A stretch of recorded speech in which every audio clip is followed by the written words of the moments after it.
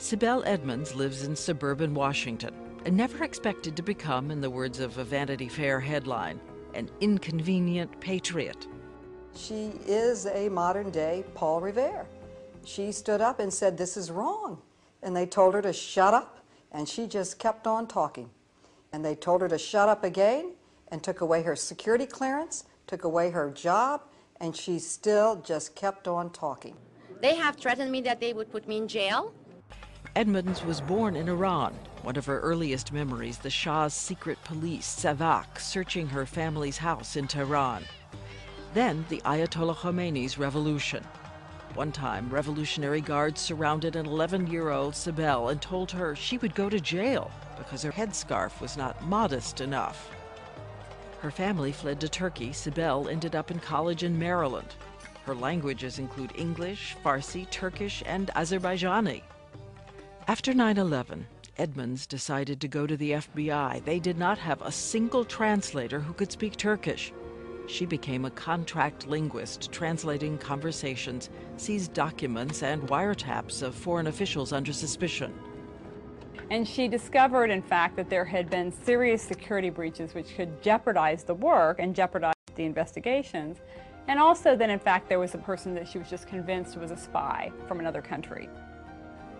She told her boss, and her boss's boss, but nothing changed. Then further, the Justice Department, the Office of the Inspector General, and 2 senators on the Judiciary Committee. When action was taken, it was the FBI firing her. They said for her disruptive effect on the translating unit. She brought suit against the FBI for firing her. But the Department of Justice invoked the state secrets privilege, saying that hearing the case would jeopardize national security. The case was dismissed. She never even got into court.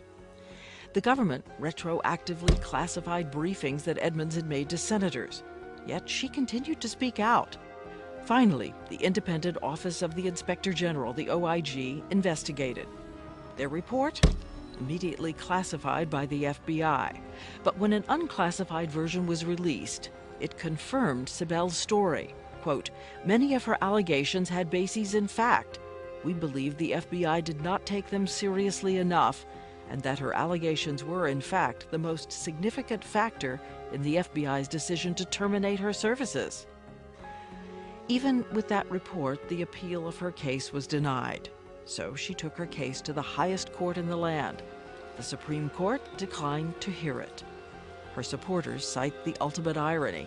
The hearing was denied the same day that a hunk of marble from the Supreme Court's facade fell to the pavement.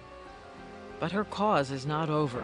The Paul Revere Freedom to Warn Act and a similar Senate bill to strengthen protection for government whistleblowers will now make its way through Congress because of Sibel Edmonds' case. She's a First Amendment cannonball. She speaks up for what she believes in. She's a leader. The fact that she not only was a strong advocate for her own case, but she became a strong advocate for the public policy, for the greater good. She had the intuition, the courage, the backbone to stand up and do it.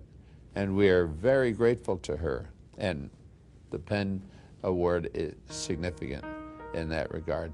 Tell the public what happened and that Sibel Edmonds was a heroine in this. Sibel Edmonds is an American patriot. She has a classic story to tell, which is the story of an immigrant who came here seeking more freedom and seeking a real democracy, and was unfortunately kind of shut down when she tried to exercise her rights under the First Amendment. I'm Paul Newman. For the past 14 years, we've been honoring courageous Americans who have defended their First Amendment rights against overwhelming odds, and in so doing, affirmed the protection of the First Amendment for all of us. Sibel Edmonds adds luster to this distinguished group of honorees with her refusal to back down from her confrontation with the FBI.